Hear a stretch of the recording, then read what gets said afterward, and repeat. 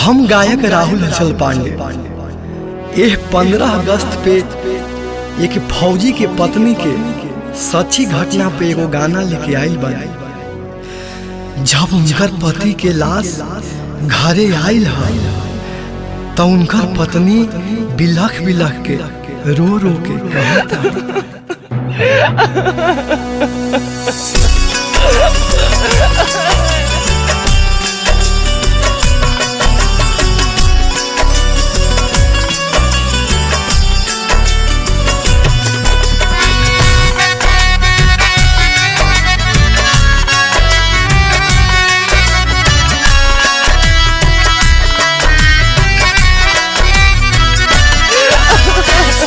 बढ़िया से सैया मुहमो न देखनी रहनी न दुयो दिन संघावा हो।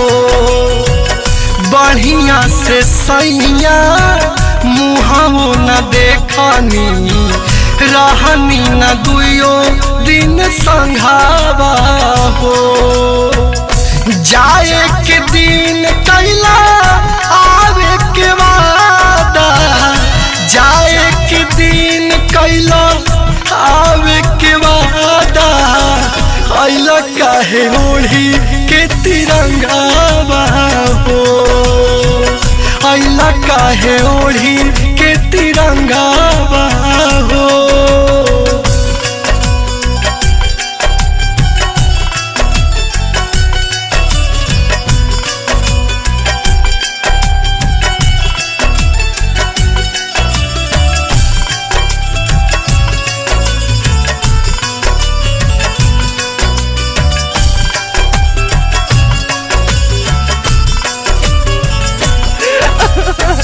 छूटल न रहे हमरो मेहंदी महावर देशवे के खाती होई गईला निछावर।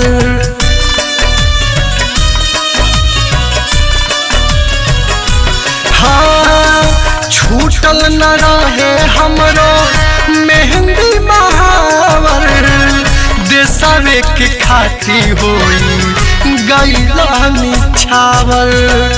के कराला करब सैया तीज त्योहार हो। के कराला करब सैया तीज त्योहार हो। खेलब के से होली या के रंगावा हो।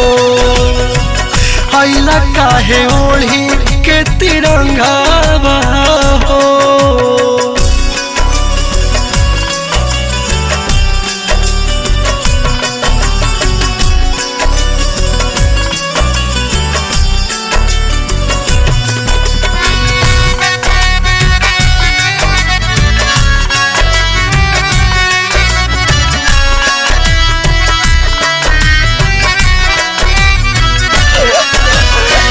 सावख सिंगार कौनो भइल न पूरा प्यार के कहानी सैया रह गइल अधूरा।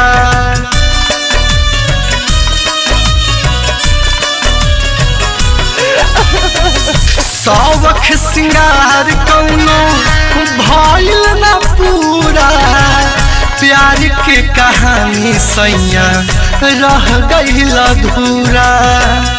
हाल चल नीतीश गोली बॉर्डर पखा के छोटू कुनाल गोली बॉर्डर पखा के जीत गइल जिंदगी के जंगावा हो।